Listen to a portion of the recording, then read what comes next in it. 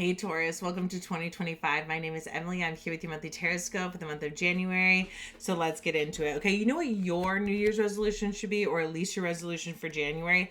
Following your damn intuition, okay? Which might be both the easiest and the hardest thing for you to do. Because you know what? You know best. Your intuition is always guiding you, always leading you to what it is that you really want. But so often we're like, but I feel like it should be the other way, or this doesn't make sense, or this isn't logical, because we can't see the whole picture. We can't see the whole picture when those intuitive hits happen. We're like, it makes sense, kind of, but like not really. I don't know how this all fits together. And so what these cards are especially saying is like your intuition is guiding you to exactly where you need to go, which we all know, duh. And the more that we trust that it is exactly how it's supposed to be right now in this moment, we can make the best and the brightest and the most rewarding changes for ourselves. The Eight of Cups specifically is a person who's walking away from something that isn't finished. And like so often we're like, oh, I'm not a quitter.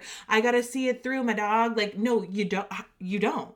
Because you're not the same person at the end of this journey than you were as the person who started this journey. And so often we keep seeing something through, even though we don't even want what's at the end anymore, because we are not a quitter. But the Eight of Cups reminds us, like, it's okay to pivot. It's okay to transition. Like, why waste our precious and beautiful life and time doing shit that isn't even fulfilling for us anymore? Like, the Eight of Cups got us here. It got us where we needed to go. It gave us this clarity. We learned so much through the process, but like, maybe we don't need to see it through the end. Maybe this path that we're on is never going to be as fulfilling as pivoting and starting something new. And so this card like gives you permission, reminds you that it's not worth your time to finish something that you don't even care about finishing anymore, just because you don't want to label yourself a quitter. You're not a quitter. You're a pivoter. You are someone who's efficient with your time and energy.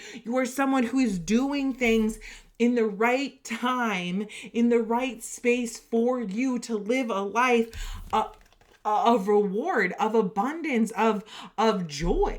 The Page of Wands is the first wand card in which the person is actually studying the wand. They're actually looking at their fire. They're looking at their experiencing. They're looking at their knowledge and being like, what can I do with this?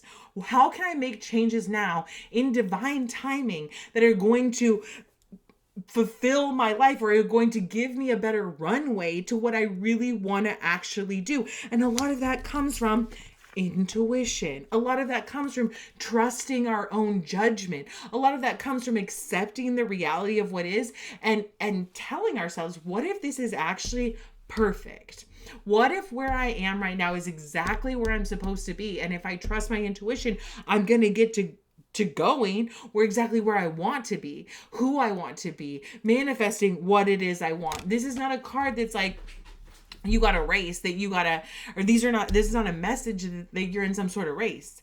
This is a message of being intentional with your actions, so you're not wasting fucking time, so that you're not taking a million fucking detours to where it is that you really want to go. The quickest place between two places is a straight line. Okay, we don't need you veering all over trying to complete side quests on your real mission of happiness. What we need you to do is focus on what is it you want to create, and trust that you have an intuition that is guiding you to exactly where you need to go. And that place is a place of happiness. That place is a place of success and abundance. Trust yourself above all else, because nobody knows what's right for you more than you. Okay.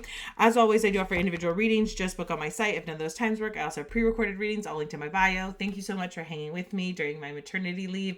I am so grateful for all your words of support and messages, and I'm so happy to be back. Sending you so much love.